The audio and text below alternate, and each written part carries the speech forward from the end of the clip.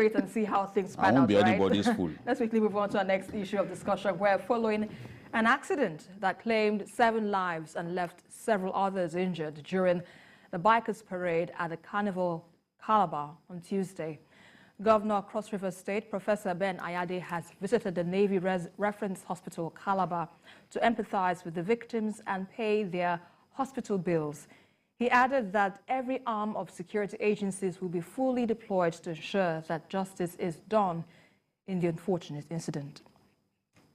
Nelson, let's begin with you with this. You know, it's quite a tragic story to hear that this would happen at the Calabar Festival, of Carnival rather, which has been described as the pride of Nigeria. What do you make of this? It's really sad, frankly, because the people went there to have fun, right, to enjoy the holiday season as it is. The Calabar Carnival is renowned all over the world. Mm-hmm. It's been there since the administration of Donald Duke, who brought the carnival into existence.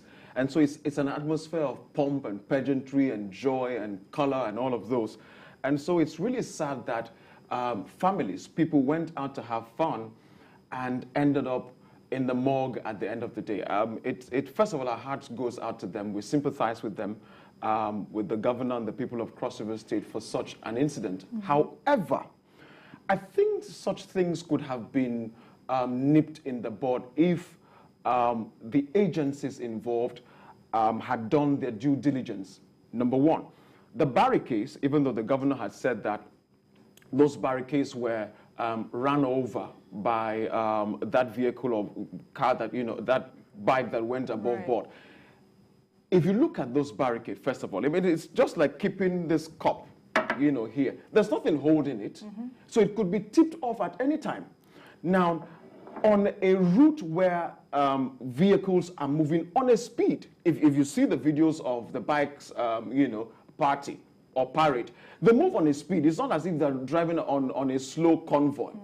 And so that already tells you that this is a bit of a risky movement, number one. Two, people who view this parade are also pretty close to the lanes where the vehicles and the bikes are running through. And so, again, you can't take away that thin line of human error. I know for sure, I'm not saying it was intentional for that vehicle to, veer off and hit those people. However, if those barricades were solidly mounted, then it could have also hindered the vehicle from running into those spaces. Right. The other one is that where people are also standing to watch these things, you could push them a bit more further and say, leave the path and allow this path because of whatever could happen. And so I think, give or take, the government has its own fault. The people also have their own fault. But at the end of the day, it's a sad incident. So it was all part of human error from what you're trying to point out. But Babajide, do you think that could be the situation here, or what are your thoughts on this? I think there is a big planning mistake that happened. When you want to embark on this kind of exercise, like bikers having a competition or a parade, or motorcyclists are involved in a competition, whether it's the Olympics and the rest, vehicles are not supposed to use that route at that time. So the people who allowed vehicles to use that route, knowing that there was a bikers parade, they must be very responsible people, honestly. They are not supposed to use that route. It should be exclusively for that time. For that time, it should be the road should be shut to other road users.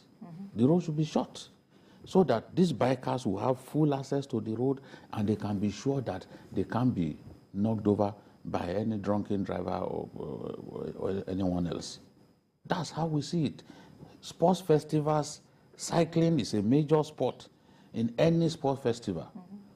In any sports competition, a big sports sport, whether it's Olympics, cycling is a major competition. We don't see vehicles contest for the road with those people. Even when they are doing the Access Bank Lagos marathon, do you see vehicles use the road? They shut the road. they send a message across to people that you can't use the road for this time. After all, even when the president is coming, they tell the short road. So why should we have this kind of parade at an international carnival? You know?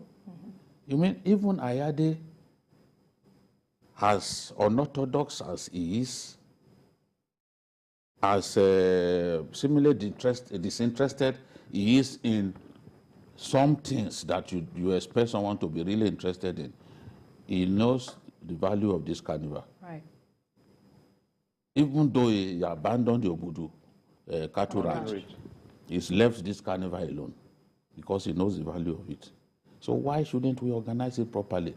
Why should an errant driver get onto that road? There's no way an accident won't happen. Somebody, even one of those bikers could just come onto his path. Right. So there's no way it won't happen if you allow us to use the road at that time. If this thing will take 30 minutes, ensure that during that time, no one else can use the road. You know, you mentioned something quite, striking there, that this is a serious carnival. It's an international carnival, like rightly so. But what are the likely implications of this development, knowing that the carnival was created to, well, boost the economy of the state, which was created in 2004 by the former governor, Donald Duke? PKO. The implication of this sort of thing is that even foreigners who come for this sort of thing, they know that we are not where we should be in terms of organization. This is an accident, no doubt, and I don't want to use fighting words against the government because they've organized this in the past successfully.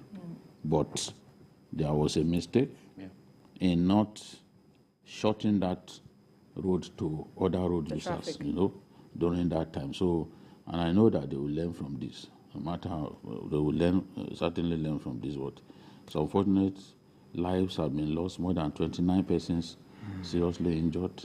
I mean, it's a major accident. They need to also